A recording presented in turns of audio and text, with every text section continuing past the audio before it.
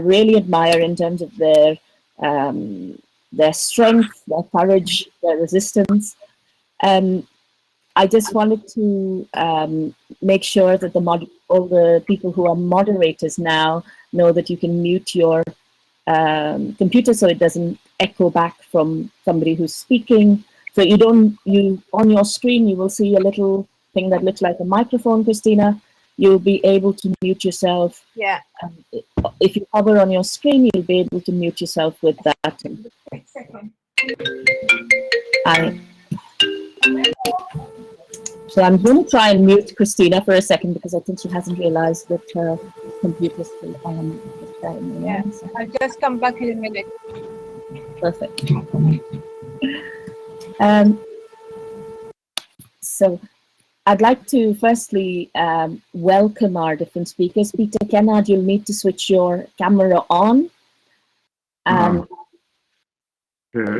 if you hover on your screen, you'll see a little thing that looks like a camera.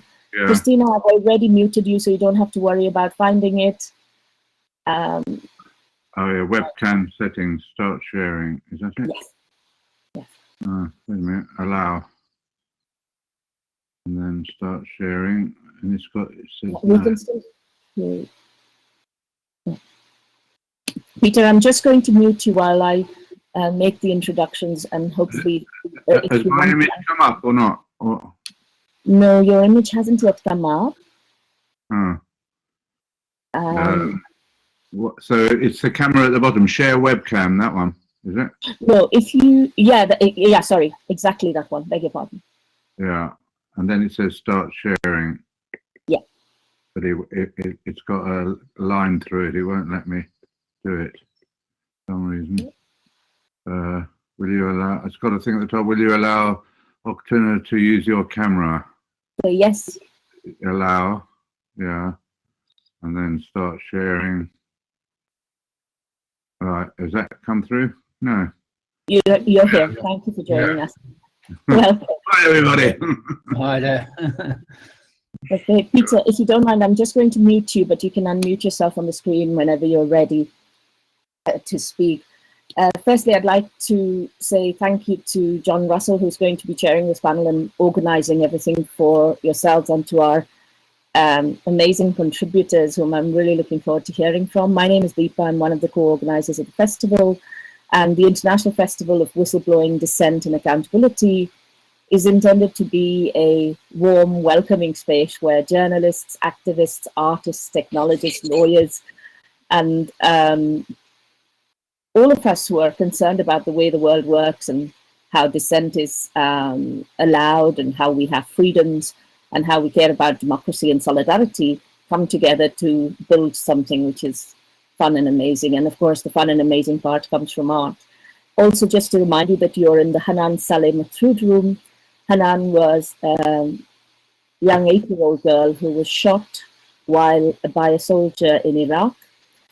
And her family was paid £390 or thereabouts in compensation without any admission of real guilt. And of course, we commemorate her, and in the other room we are commemorating our wonderful inspiration in some of this, somebody called Gavin Mcfadden, whom many of you will know through his work in setting up so many places, including the CIJ, and also revolutionizing how we think about whistleblowing, and inspiring many people, including Eileen Chubb, Julian Assange, many filmmakers like Juan Passarelli and others, to engage with a new form of journalism. So these are the two rooms. Over to you, John. Sorry to take a few minutes to say that. And thank you so much to everybody for joining us. This event is being live streamed, by the way, so you can see it all around the world. So please feel free to put your where you're calling in from in the chat. And just to remind the speakers, you can mute and unmute yourself whenever you're ready. Okay. Hello, everybody. Very pleased to be asked to do this session, and I've been asked to chair this session, although I'll be doing that. I'm not particularly qualified to do that, and I will be doing it in a very light touch. But I will be trying to collect questions that I see in the chat over the course of the session to ask at the end of the session. So please ask any questions. I'll try and make sure I ask the participants at least some of them. So the way that the format of this session is going to be very straightforward. Each of the participants will talk for around about 10 minutes. The title of this session is Creativity, Dissent, Speaking Truth to Power and Finding Ourselves. So each of the speakers in probably very different ways will address those themes. And then, as I said, I will be trying to collect questions to ask for a question and answer session in the last 15 to 20 minutes of this session. So I hope that's fairly understandable. The running order, which we've decided on, was going to be the first speaker will be Clara, Lopez, Rubio. Then Peter Kennard will talk. Then Cristina, Godo-Navarette. Then Clara and Davide, Dormino will have a quick conversation for 10 minutes to sort of vary the format.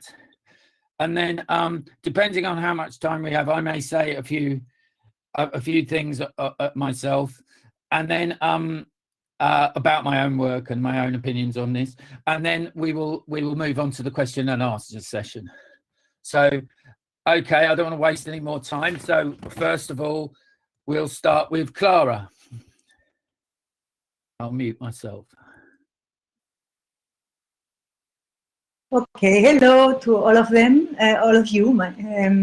I'm very, very pleased and honored to be with Peter, Davide, and Cristina this morning. It's really, really great. I'm really very excited to know what they are going to tell me and to learn a lot from you. And I'm a filmmaker, and I just finished in January a film about the legal team of Julian Assange. I followed the Julian Assange case during almost 8 years, and then I will tell you some things about my work and about my thoughts about these themes. So when we started our documentary Hacking Justice, you can see the film in this festival. I think it will be available during 1 month. When we started making this movie, we would not have believed we would be working on it for 8 years. We knew that there was a story to tell behind Spanish Judge Garzón, the person who ordered the arrest of Chilean dictator Pinochet, becoming the lawyer of Julian Assange, but we didn't know the details of the case, the protagonist's motivations, their underlying conflict, or where this trip would take us. We were familiar with the world of human rights and universal jurisdiction, but the topics of mass espionage, whistleblowers, and exposers of war crimes was an unknown field to us. In addition to our ignorance, we faced all the difficulties. A film about lawyers, those people who spend their days in meetings or type memorandums on a computer. And to top it off, it was an open case with confidentiality requirements. And this gave us many headaches. But fortunately, the reality of Baltasar Garzón's daily work was fascinating and not at all routine. So I see the creative process, documentary filmmaker making is like playing with life and reality. It's like a playing without concepts. We started this trip without having concepts about how is reality, and we started getting the feedback of the reality of life. And we realized you have a plan, but this plan is never fulfilled. Life and reality always surprise you with unexpected moves. And documentary making is a constant work of dropping concepts and of letting go of expectations. So, in order not to pour our own subjectivity into the film, that it was very much in the vision of the side of the lawyers, we opted for a less involved, more distant voice to create a breathing space for the watcher and give him or her the possibility to reflect. And when you reflect, when a person reflects, you often come into dissent. Something you hear, you read is not coherent, so instead of accepting it, you decide out of curiosity to research, to understand, to learn more about. That's something that we humans can do. And the first thing that seemed not coherent for us was that the media and the press, when we were filming, that was 2014, 2015, 2016, the priest was calling Assange a fugitive of justice and a rapist. And at the same time, we were spending a lot of time with lawyers. Most of them were human rights lawyers, altruistically working to defend Julian Assange's rights. And it was clear that there was something important behind all this effort. None of the members of the legal team were there simply to defend the founder of WikiLeaks against sex crimes committed in Sweden. For the lawyers, there was more at stake in this case than one man's future. They talked about freedom of the press, the right of information, transparency, the technological revolution. And it was immediately clear to us that these lawyers were not fighting for a fair battle. They were not fighting a fair battle. One of them told us about his moments of despair when he really noticed that there was a big barrier at the political level on which they could do little or nothing. In spite of giving up, because the state's interests are often above the law and because the fight between justice and politics is nearly always a lost battle, these lawyers continued pressing on with their law books under their arms and a faith in the system that at times was hard for us to share. For them, their conscience leads the way, and we learned how important these qualities of endurance and perseverance are. And there are many people whose conscience leads the way, many artists, whistleblowers, writers, philosophers, filmmakers, but also doctors, scientists, teachers, and many more. And events like this festival make possible that we connect with each other.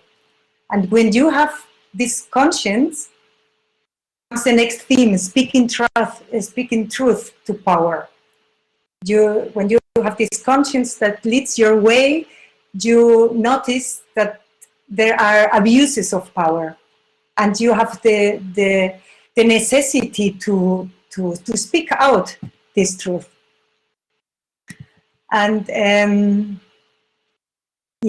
bringing abuses of power to light has a high price. All types of threats, losing jobs, ending legal procedures that lead to financial ruin, years in prison, exile, you know, all of that. And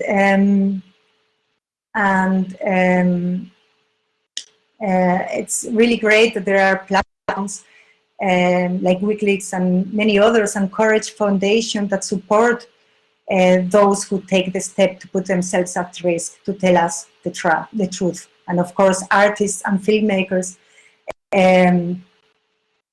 that follow their conscience as well. So when you follow your conscience, comes the next step, that's finding ourselves. And all humans, each of us, can come to terms with our dark sides of fear, aggression, longing, loss, ignorance. And if we want to live freely, these dark sides cannot be neglected. And collectively, the force of these same dark aspects create enormous suffering on Earth, like war, racism, environmental devastation, hunger, illness, and to alleviate these forms of suffering if we don't want to repeat past mistakes. Humans, that's my thoughts about it. We humans will have to face greed, hatred, and delusion at their root. And I think that no amount of political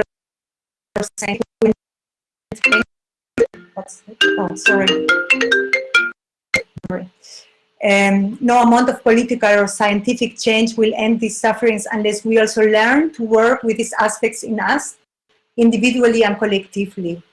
And this is why art and every creative process, that's what that does, no? What art and creative process does. It starts a conversation with these dark sides, with these dark aspects in us, instead of fighting them. And so we can heal them. So these are my thoughts to the themes of the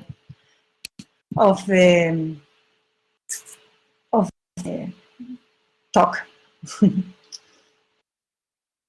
I'm finished.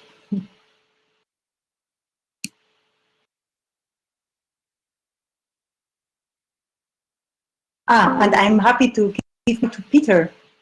I know you have been working many of these aspects, and I'm really, really happy to hear you.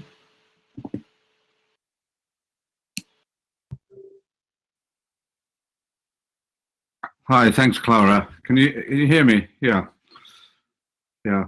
Yeah, that was, I mean, I think what Clara said about conscience is vital. And in terms of art is, to me, something that's has become more and more important, because we're living in a increasingly corporate world.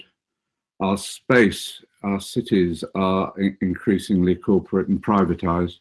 So the artist's voice, by artist I mean everybody creative, it becomes more and more important, because it's a voice against the machinery of state. And obviously in a lot of countries, artists and writers are risking their lives doing what they do. And obviously we're talking about a situation here where Julian Assange has been disgustingly imprisoned for being a journalist. So it happens here in specific areas. It doesn't often happen to artists. So I've always thought that the sort of privileged position that I'm in, being an artist in this country, that I can make political statements and I don't get locked up for it, or haven't done so far, or whatever. So I think the role of art has become more and more important, and the sort of canon that art had, you know, they had this sort of canon of white male artists that sort of stretched from Cézanne to Jackson Pollock or whatever. That canon is being exploded now, and everywhere in galleries, in discussions, you're getting women artists, you're getting black artists, Asian artists, you're getting a panoply of world artists, and this is something new. You know, I've been making work for about 50 years now, and at the beginning it was a very small elite of white male, mainly male artists who are and curators who are leading the art world, and that's being exploded by young artists and arts and sort of cultural workers who are actually not accepting the fact that on the board of, say, the Museum of Modern Art, you've got trustees who produced the tear gas that was used in the demonstrations for Black Lives Matter, things like that. Artists are not just signing petitions, but they're actually saying we're not going to have this structure within the art world. We're going to fight it. And I mean, I was involved in an exhibition at the Design Museum in London, and it was exhibition called Hope to Nope, and it was of young political artists. It was good that they put it on, but they, I mean, it had a £15 entrance fee or something like that. Anyway, it had a lot of young artists, and then the artists discovered that the gallery was actually sponsoring or having dinners for arms dealers, as well as showing this exhibition. They're having arms dealers in for jollies in the evening who are paying to be, you know, to have a nice scene so they could discuss the sale of obscene weapons together. So the artists in the exhibition decided to try and fight this and say, look, you've got, don't have any morality in terms of your sponsorship.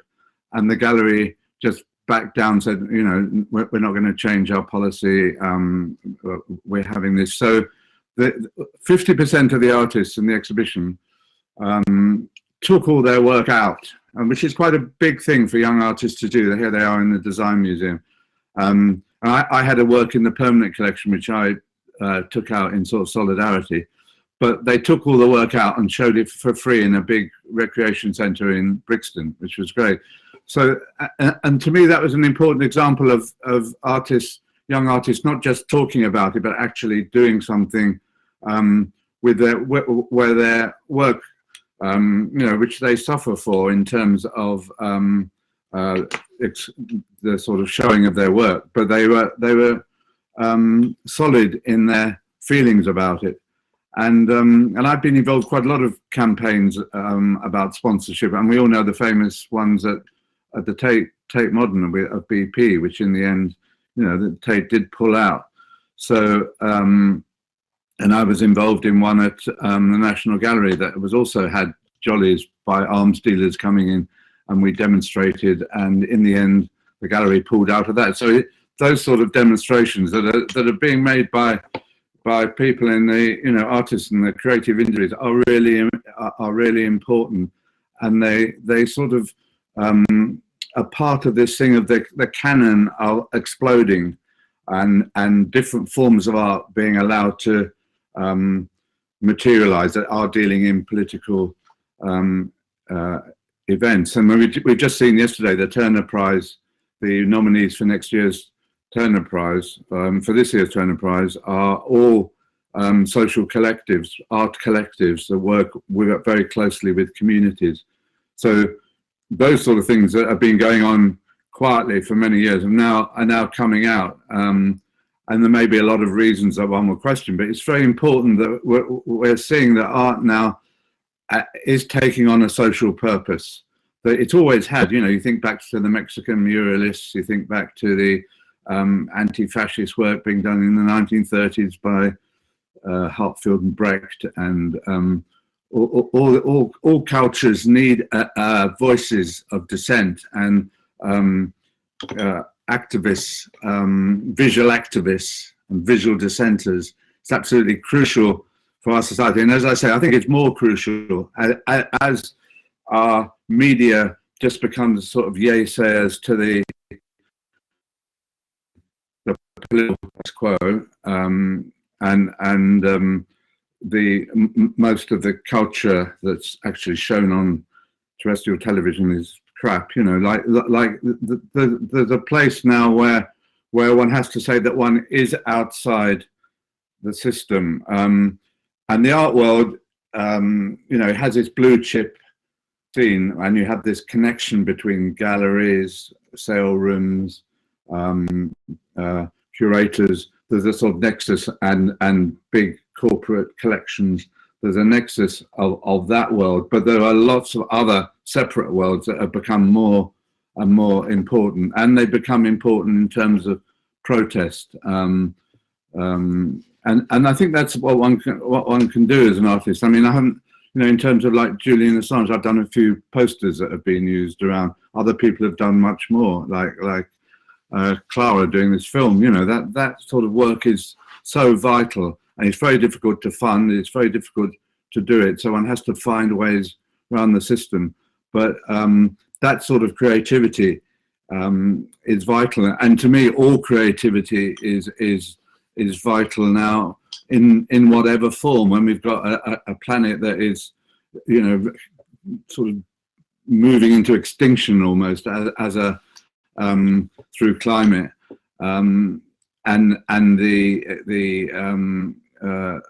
horrendous sort of rise of right-wing dictators, presidents, dictators around the world. All these things mean that the artist can't really sit, well, can, but it feels more and more compelled to not to just sit in their rooms or studios and work at distance, but to actually get involved in what's going on and see themselves as a sort of, I mean, I call it a visual arm of protest.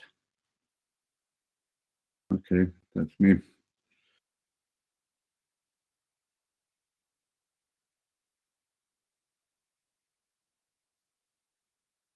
It's Cristina, is it?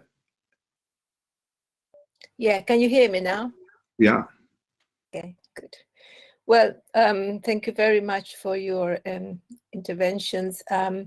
And thank you very much to Deepa for inviting me to participate in this important meeting.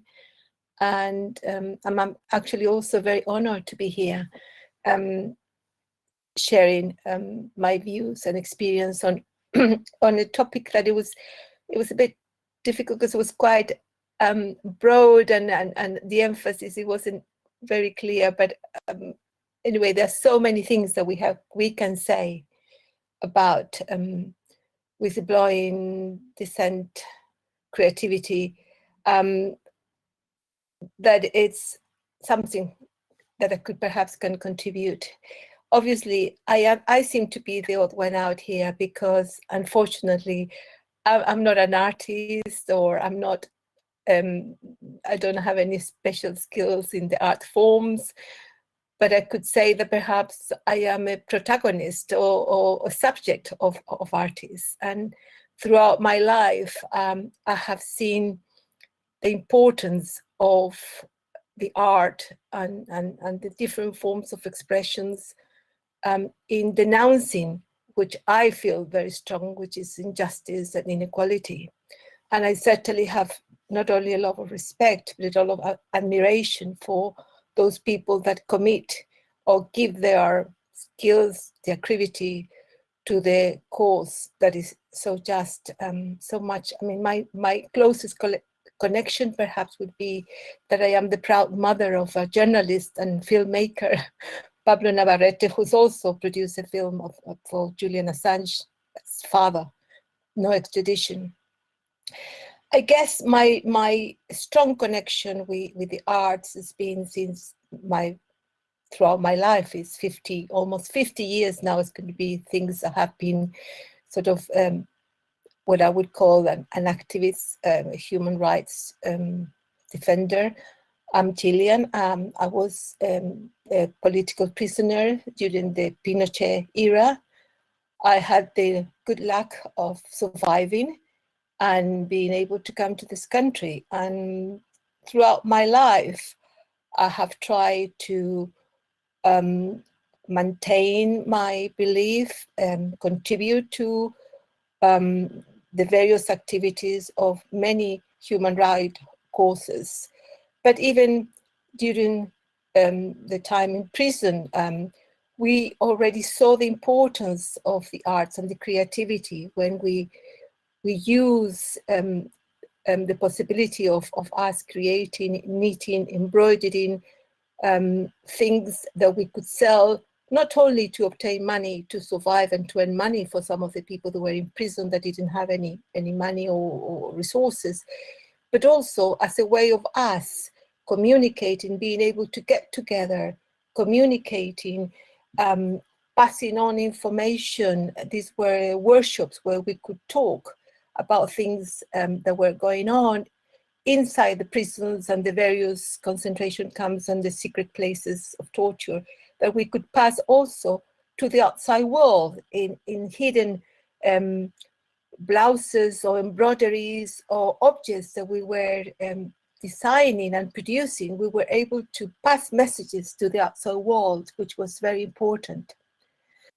And even the role of the art during the government of Allende in Chile was so important in transmitting the message of what we wanted to build. I mean, there was an incredible production of all sort of expressions of artistic expression in the music, in the theater, which certainly contributed in that case not to the denunciation of the human rights abuses, but of what we wanted to build, the society we wanted to create, and it was extremely powerful and important during that time. And throughout the years, I mean, I have been involved.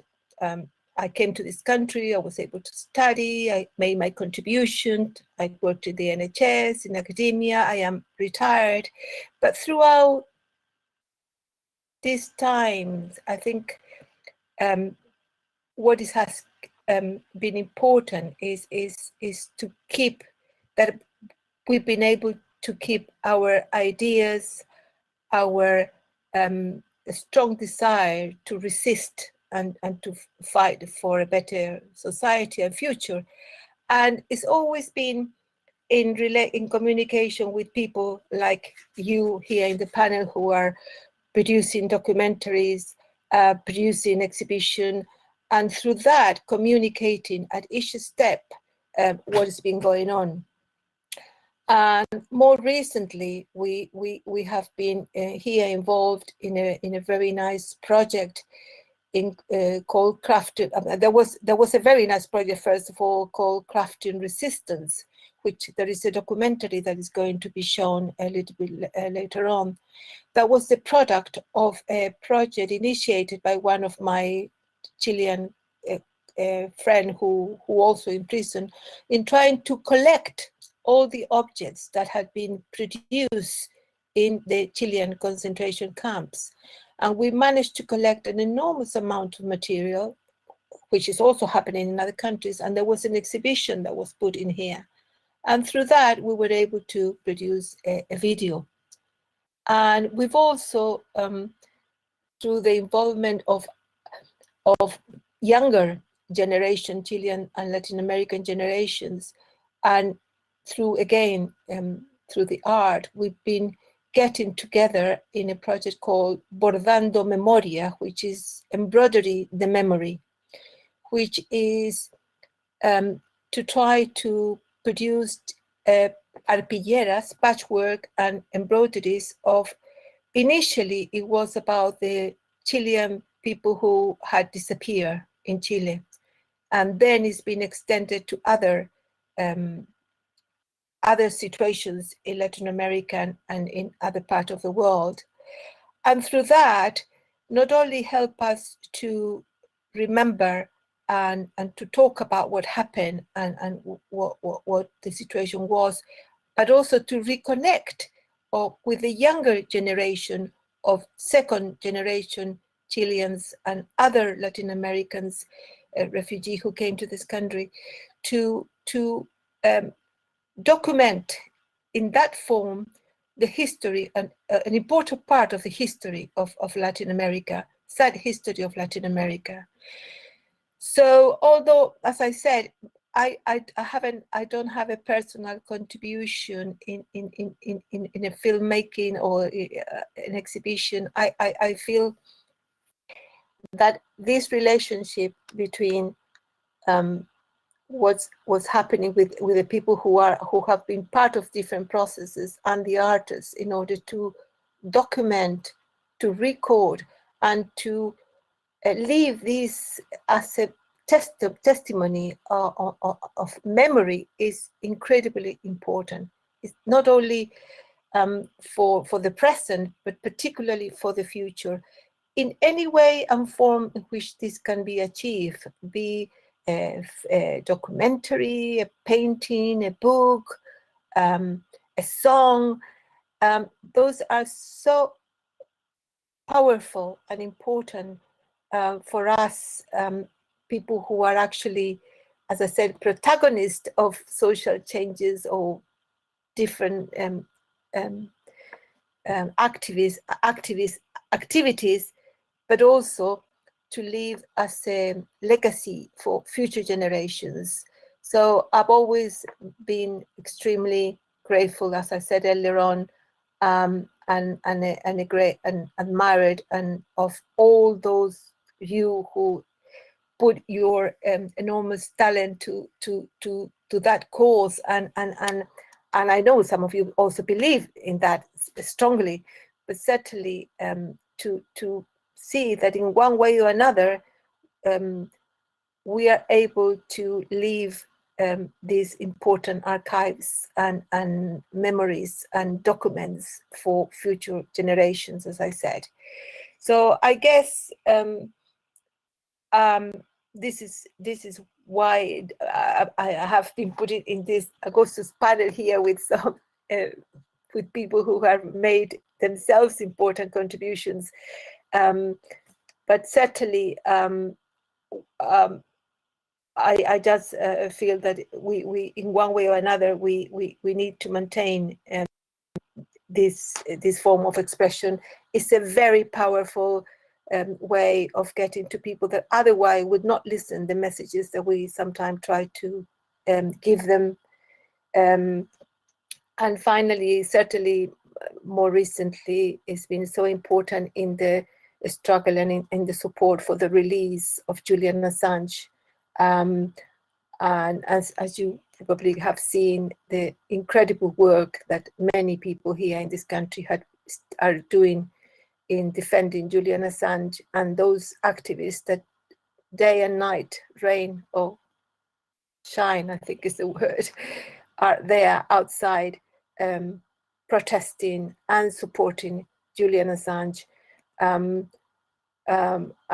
hoping that he will soon be released. So I think that's what I have to say. I am an all-age activist, and I am very proud to be that. But I think that who has a tremendous gratitude and admiration for the art, for the artist, of all those that still think that we can make a better world. I think that would be my contribution, John.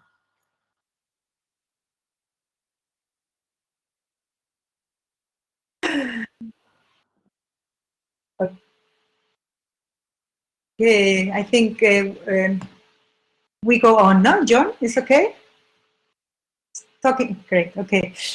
So, Davide, I would like that you present yourself, and maybe you tell a little bit about your creative process as an artist. Hello everyone. Thank you for inviting me, and I'm totally agree with what you said, Peter, Clara, and Cristina. I also discovered that Peter works with very important galleries in London, the Richard Sultan, that I think is a feminist gallery. Is it correct? Yeah? It's okay. Anyway, yeah, I can say just something very quickly. I believe that art and cultures create conscience and critical thinking.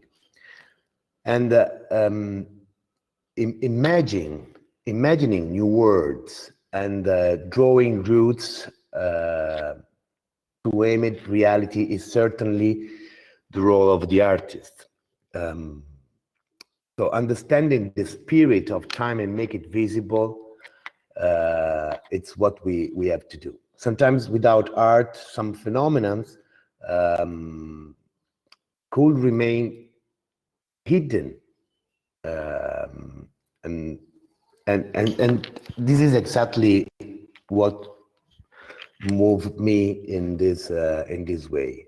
And as an artist, I feel the duty to defend freedom of speech and expression, and the right to know. this is the why I create the itinerant sculptures, anything to say. I have the fortune to meet Clara and work with her. We create something very special, I think, together. An amazing video putting the statue of Julian in a fields, in an empty fields, and it was alone, without anybody, free to breathing the fresh air. And it's another way to tell this story as this view. I would like to say something very, some updates about this project. We will have a very important event in Geneva on June 5th. We will exhibit the statue. There's a huge event in supporting of Julian with a lot of guests, as Nils Meltzer, Stella Morris, John Rees from their campaign, and some people from DM25. So this artwork to me is a really part of my life. Since almost 7 years, I work every day in this direction, and to support Julian and all the whistleblowers. So that's it. So Clara, you are preparing another event next to Berlin, huh?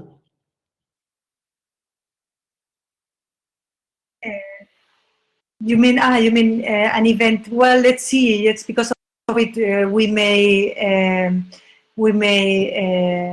do it in the summer, because everything is very restricted at the time in Germany now. And yeah, for us, I don't know how it was in Italy and in England, but for us it was very restricted year. So it was, we didn't have theaters, or we didn't have music, we didn't have anything as of art. So I think I notice now I have missed it a lot, and I think I start to notice the importance. You muted your microphone. You muted your microphone, Clara. Oh, sorry, I didn't hear anything.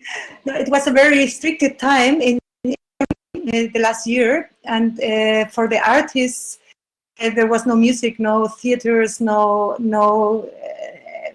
film theaters, and I just noticed how important the art for the well-being of the society is, how important, and I hope that. Yeah. Art is a very powerful virus too. So how was it in Italy? How was the last year in Italy? Yeah. It was. They are trying to open something, but it's just a fake to me. Yeah. So, John, do you want to say something? Yeah.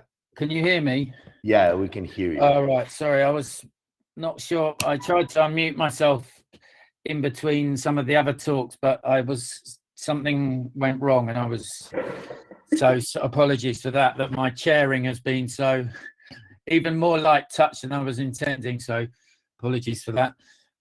Yeah, there was some. Thank you very much for everyone there for those discussions. I just wanted to say a few things myself as well. I'm also an artist, and I was very interested in the descriptions of the different ways, different types of political intervention, or the different roles or effects or functions people were describing for art. This obviously a very complex argument, the very complex discussion about what art does, etc. I guess my own art maybe operates. It feels a bit on a slightly maybe a more trivial level, in that I guess I've been mainly involved in, when my work has been openly, when has been more, might be described as political, although I'm not sure whether that would be the right word completely, as a kind of institutional critique, which is an attempt to kind of criticize the institutions. I'm sure everybody is familiar with these definitions. A critique of the institutions which display and preserve art as art, and the function of those institutions, how those functions operate politically.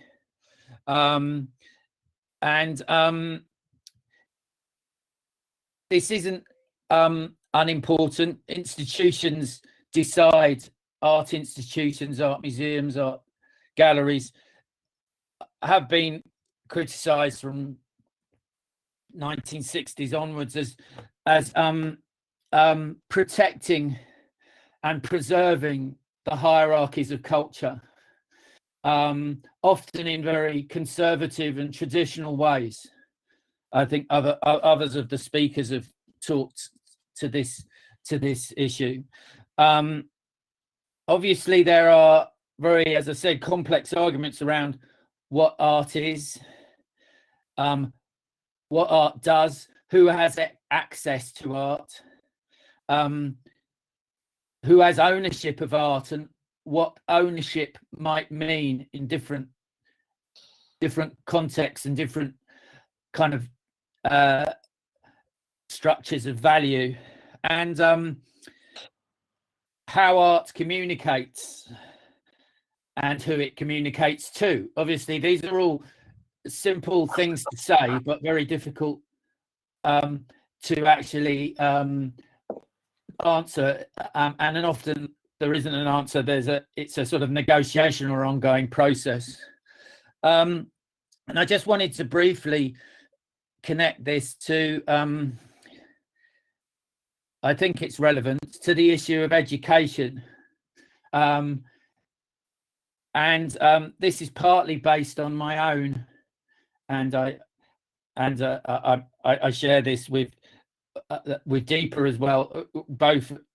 We both work within the education system, within the university system in England, and are witness to, along with a lot of other people, to its the current marketization of the education system, certainly in England.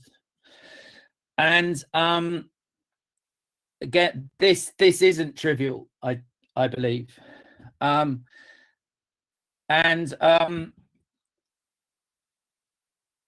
If you, for instance, I guess I'm at the danger of making this very specific and local. Just very recently, there has been announced a huge range of cuts within the UK education system to arts education in particular. The Conservative government loves this narrative that arts education is in a way an irrelevant part of education, and that it should be deprioritized, radically deprioritized. And this is being witnessed, is actually happening right now in secondary schools through to university education. So, for instance, I'll just very quickly quote only a couple of sentences. Our current UK Education Secretary, Gavin Williamson, has written, the government proposes that courses that are not among its strategic priorities, covering subjects in music, dance, drama, and the performing arts, art and design, media studies, and archaeology, are due to be subject to a reduction of 50% funding. So they're talking about radical cuts in funding. And this is building on a series of cuts over the last couple of years. Gavin Williamson says, that the government intends to reprioritise funding towards the provision of high-cost, high-value subjects, and that they will potentially seek further reductions to the arts in future years. I'm just bringing this up briefly because this is part of, in the UK, part of a long-term narrative of marketising education around the Conservative parties, and they're a kind of right-wing party in the UK, for those people from outside of UK. A marketisation of education around the Conservative definition of the word value. It's their definition of value that they're using to drive these cuts to arts education. And just to finally, to try and, I think this is like working in education, you see that this is not easy to know how you would resist or deal with this issue. To me, this seems disastrous, that you start to cut and streamline education based on an idea of value that's connected to market value. But often the resistance to this is described by is articulated by people talking about the creative industries. They say, oh well, it's bad that they're cutting art because the creative industries make a lot of money for the UK, and that argument is doomed to failure, in my opinion, because it just plays into the same narrative as the one being used by the Conservative government. And my final point is that I think this is a really difficult issue, but somebody has got to somehow find a way of articulating an argument about critical thinking as a collective process and as something education is crucial to. I guess this is where I'm bringing it back to the comments made by many of the other speakers. I believe personally that arts education and as part of education as a whole, I'm not trying to prioritize arts education over other sorts of education, but arts education is a crucial part of an idea of critical thinking as a crucial aspect of any civilized society. And I do think in that way it connects with many of the other arguments that have been discussed in so far. Anyway, that was just my quick point, is something that I'm quite angry about at the moment. But anyway, now I don't know, has there been any questions from the I was told the room organizers were going to connect any questions from the floor, and I'm making a bit of a mess of the technical aspects of this, so I don't know where the questions would be, so I apologize for that. So if you let me know how that's, whether there are any. Okay, so I've got a few questions that I can ask while we're waiting. I was going to address a question to Cristina first. I was really interested in your description and a few things that I've read as well about the way in which you saw art as a kind of crucial, almost sustaining process. And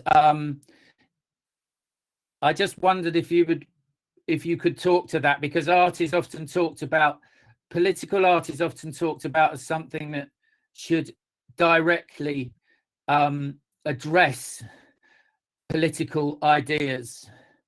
but I just wondered whether you had anything to say about the other functions of art as political without being explicitly political, as something that is important to a kind of self-expression as a sort of, and the importance of that. I don't know, sorry whether that's a very good question, but anyway, yeah. I hope, and I also can you hear me? Yes. Yeah. Yes, I mean, what I was trying to say, and I hope this answers what you are asking, is that to emphasize how important art is for not only denounce or support and support important issues or causes, but also how important it is for those that are at the other end of those processes, that for the protagonists of those injustices and those abuses of human rights that are produced. It is so important to feel for those in those situations that there is solidarity, that people are not alone, and I'm sure it plays an important part in our ability to resist and keep resisting. But I also think it's important art in the context of those situations, where be able to express yourself in whichever artistic form you can, help you not only to maintain your sanity, dignity, but also to in the long term being able to keep your state of mind and beliefs, I think, for a lot of more solid, or certainly it helps mentally as well as practically for those that are at the receiving end of those that are producing art, and when you are trying to produce some form of art. And it was certainly the case, and I, in my experience, was in the concentration camps in Chile. Throughout those, in all those places, we saw an enormous resurgence of different forms of expressions that I'm sure help us to stand the situation. But it's been in many. I mean, I'm being very, very local here, very partial here. But I don't need to tell you that throughout history that has been the case in many other situations. I don't know whether that's what your question, but I just feel that it's. I hope that the artists, and I'm sure they do, realize the importance of what they're doing for those people affected by these situations directly. Yeah, which unfortunately are not artists. Okay, thank you very much. Yes, that's very interesting. Has anyone else got anything to say to that question? No. There's a question that's come in here for Peter.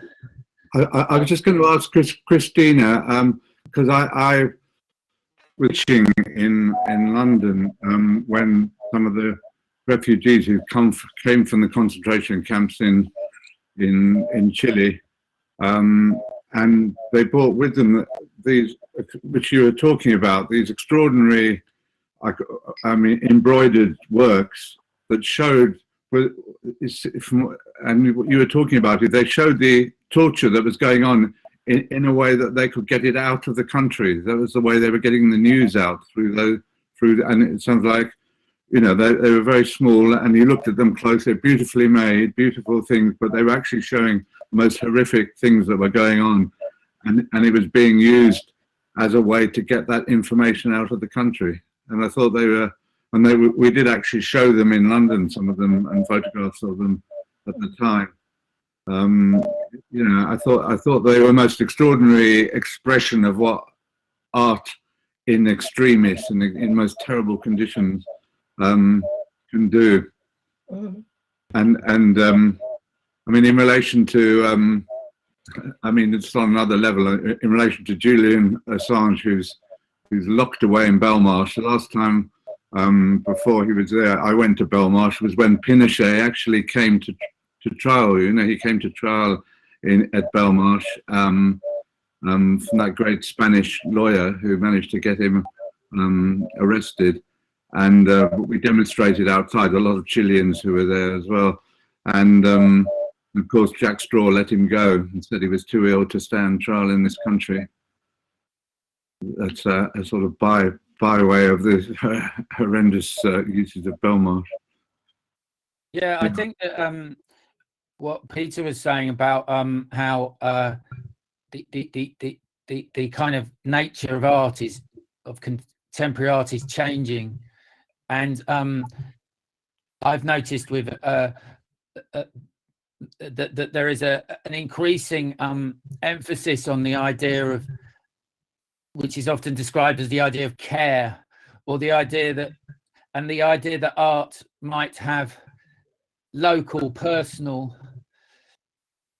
role in terms of self-expression, in terms of trying to understand your position or yourself, or express yourself on whatever level.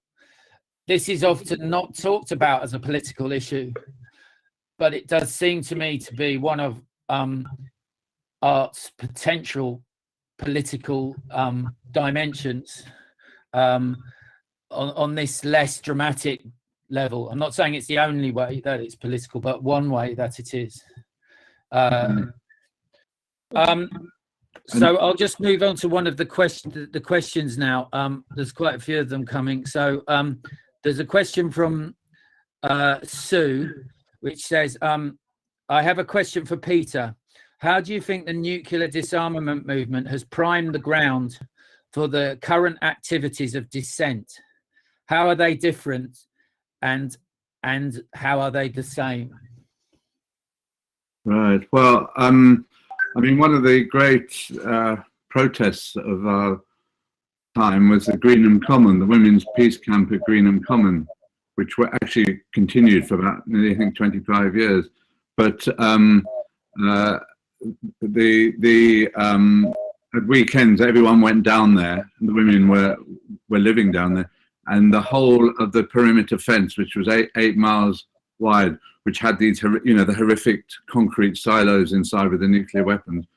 Outside on the fence, everyone hung artworks or weaved into the fence, the barbed wire fence, or kids did drawings. There were sculptures attached. So it became this amazing collage, which I think is one of the great artworks of the 20th century. And that example of the peace camp is one thing that has influenced forms of protest ever since, you know, right up to including things like the Occupy movement, which had this idea of actually being there and getting arrested through being there, right, and using creative forms of using art as a means of protest, which has gone right through to Extinction Rebellion, which has a very strong belief in art. So I think one of in terms of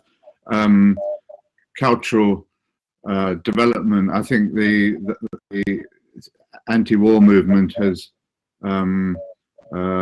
sort of been a catalyst for a whole lot of different ways of protesting. That isn't just going on a march. You know, I mean, we've all been on many marches that go from A to B, but it's thinking of other forms that are more creative, that you know, that have been taking off in the last few years.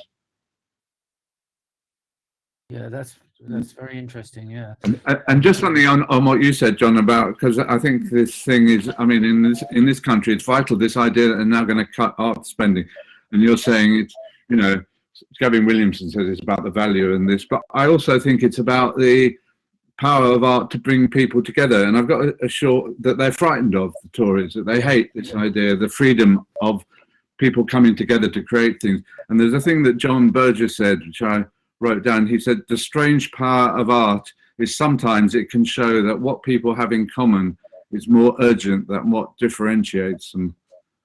And I think that's one of the reasons the Tories hate the idea of education in terms of art, because it frightens them that there's this critical thought that you're talking about, you know, dissident thought comes through these places. And of course, we know in our art schools over the years, all the great sort of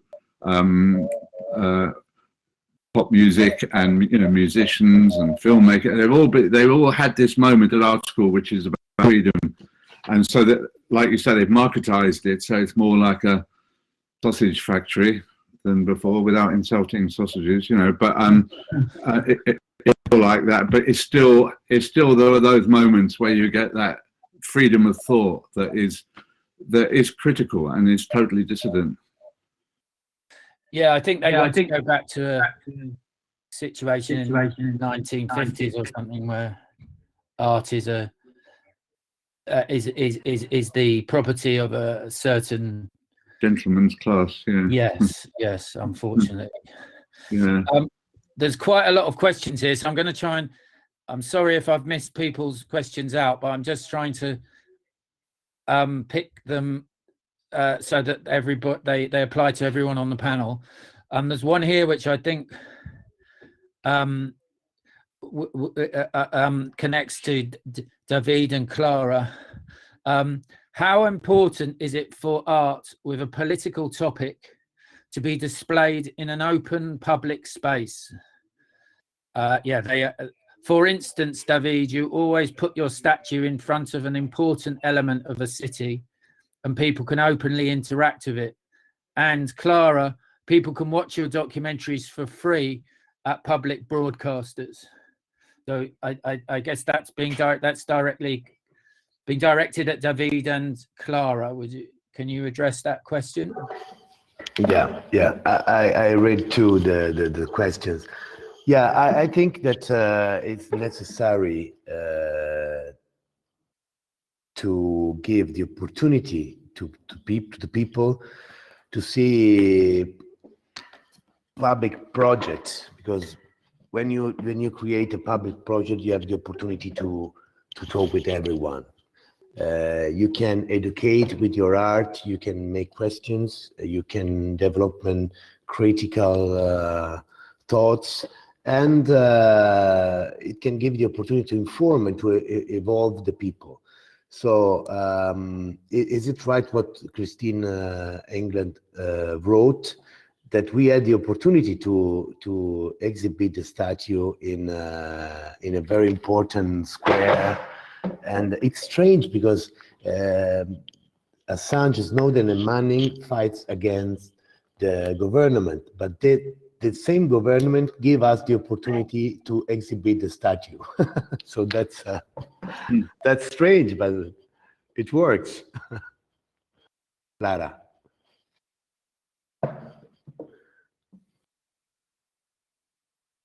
Okay, now. Yes, the brighter the platform or the place where you can reach the people the best, the better. And I think the art has a very strong reflection strength for the people. Puts light in hidden spaces. So it makes the people think and reflect. And that's why I think it's important to make it as available as possible. We were also in schools. We have shown it in schools, the film, and all over the places. That's the most important thing. The beautiful thing is afterwards, when you have shown it and you start talking to the people, and that's really wonderful. That's the most beautiful part of it.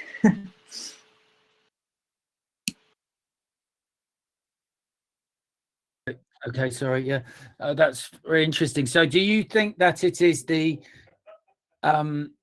this is both to Clara and Davide and to Peter, do you think when work is shown, is it the artwork I know this maybe seems like a dumb question, but is it the artwork itself, or is it the conversation that it provokes, or how do those two things interact? Because I guess it's interesting that, Davide, you're showing them in public spaces. In some senses, a museum is a public space. A lot of museums are free to go into, but you're showing it in a different type of public space. And I guess the same with you, Clara. The work is, especially with the potentials of the internet, these are a broader sense of a public space. How would you discuss the way the interaction with the work operates? I don't know if anyone can hear me, or have I frozen? Yeah, we can hear you. Oh, right, sorry. Maybe Peter will start or... Yeah, Peter, have you got anything to say on this? I mean, your work was obviously like your famous the cart with missiles piece. Yeah. That's obviously part of your intention. Is it to provoke a response or a conversation? What's the interaction you're hoping for? Yeah, well, I mean, my work is to create what we've been talking about, which is critical thinking, breaking open the the landscape, which is in which nuclear weapons were completely normalized. I mean, there were posters for sale of nuclear explosions, and that's why I got involved in wanting to break open that and actually show what was underneath them.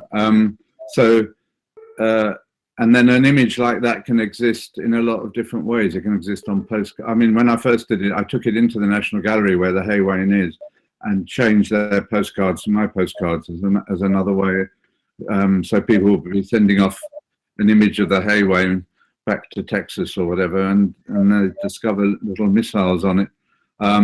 So it's different ways of injecting work into society, like posters and T-shirts and badges and museums. I think it's the whole gamut of it, because context is really important. I was just thinking, this is all anecdote, when Colin Powell, the Secretary of State, when he was announcing the Security Council, the beginning of the Iraq War, he did it at the UN in New York, and behind him was a full-size tapestry of Guernica, Picasso's Guernica.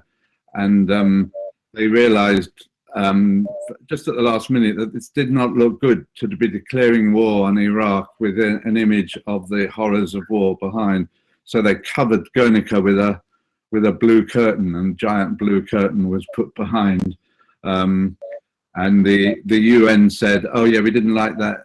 Didn't like the image. We didn't like the horses," which I thought was a wonderful lie. But I mean, it shows the power of art.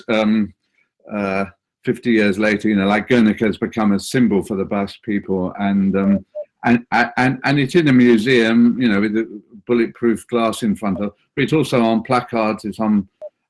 It creates what you're talking about. It creates debate because it's coming out in different contexts, and obviously one can't compete with the power of something like that. But in one's own small way, it's important to get dissident imagery out in as many different places as possible, and I think it's important to do it in the street. It's not just online, because you can be in a bubble online, but in the street it comes as a shock after seeing all these giant adverts advertising all this crap. You suddenly see something that is about a truth, which is why the street art movement is great. Okay, yeah, that's very good. Yeah, that's interesting. Have you got anything to add to that, Clara or Davide? Yeah, I can say something. Yeah. To me, the sculptures must be outside. And especially in this case, that is I create this monument for all. And the square is also the place of the revolutions. So my idea started from this point. Move the statue everywhere in every main square of the city. of the cities. Mm-hmm. And Clara, have you any? Just to add the importance of the people coming together. So the creation process is a very intimate process, but then comes you bring your work to the world, and then you start putting people together and being in touch with people and exchanging, having a conversation. And this is, for me, it's like the bird is flying. The bird, it's a moment where your work is flying when you bring it to the people and you get in touch with them. Okay. There's a question here. I think we may be nearly running out of time, but I'll just answer a quick question because there's one addressed to me about by Nicola saying, John, are art students angry about what is going on? Are they taking risks? This is a very complicated question because the problem is here in the UK, I'm not sure if you're in the UK or not, Nicola, so I'm just for people who aren't in the UK. Education has moved from the point where when I went to art school, and it was free, education was free, to the point where now students are paying a lot of money for their education, £9,000 a year. There are certain loan schemes organised by the government, but even so, what the really tragic effect of this is that this has turned students into consumers, whether they like it or not. And you get, at the most extreme cases, you get students asking what they have to do to get a first, almost as if it's a commodity that you can buy, almost as if getting a good education is something you can buy. And they've been trained to think like that because that's what being made to pay £9,000 trains you to see yourself in that way. And so you start to have students feeling like they are dealing with a shop. The university is like a shop. How much does it cost for me to get this level of education or that level of education? So, the biggest problem with all of that is, in the context of this conversation, in my opinion, is this narrows down education into purely being about the getting the qualification as something that will help you to make money in the future. I'm oversimplifying here, but that is very problematic in the way that it cuts down it cuts down the potential for what has been talked about here as a sort of idea of critical thinking. And I think I was thinking about this morning. It's quite critical thinking is not a straightforward thing, like Peter was saying, in the many different ways an artwork might operate or move its way through culture. Critical thinking isn't just someone having controversial opinions on a chat show on television. Critical thinking is a process, in my opinion, a kind of collective historical process.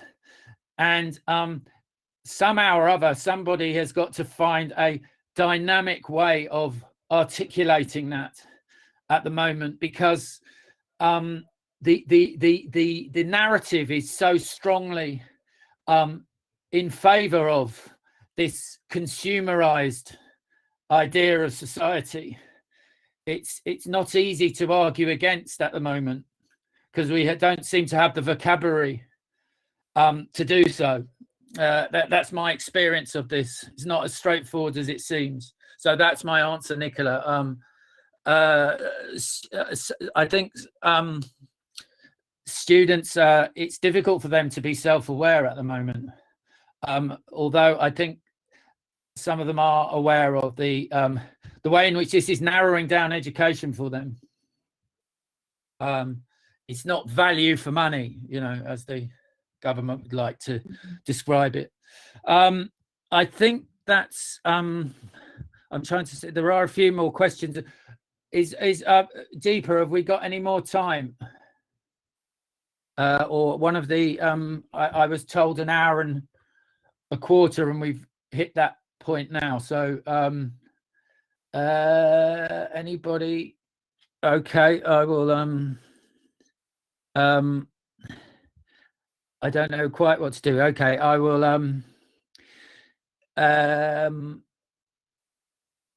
I'm just trying to read the questions.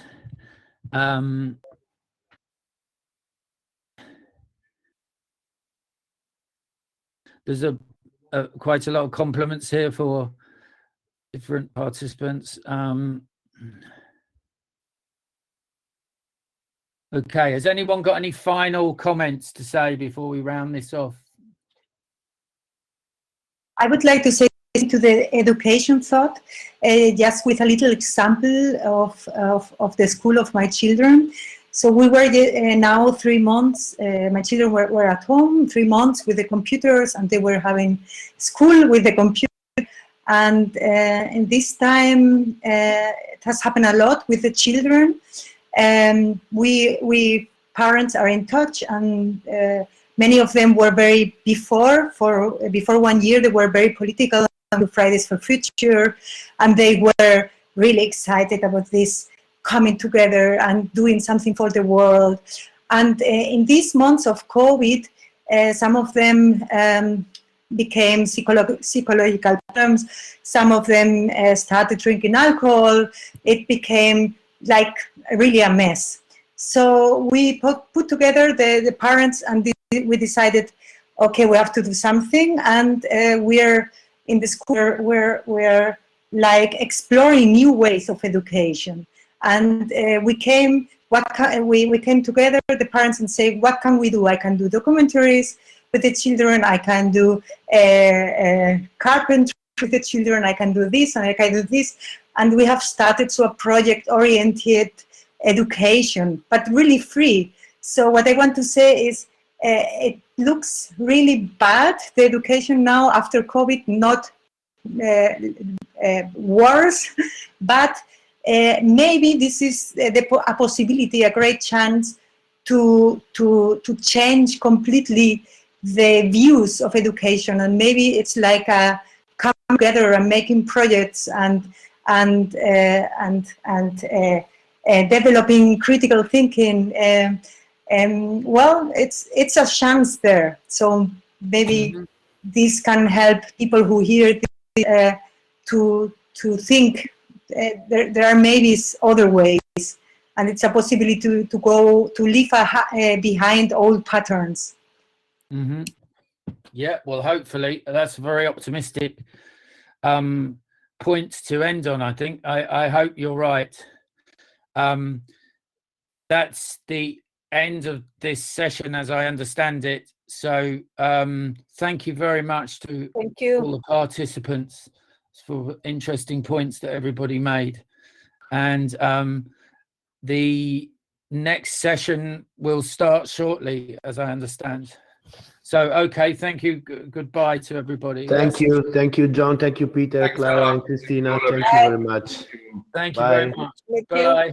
Bye. Thank you. Bye. Bye.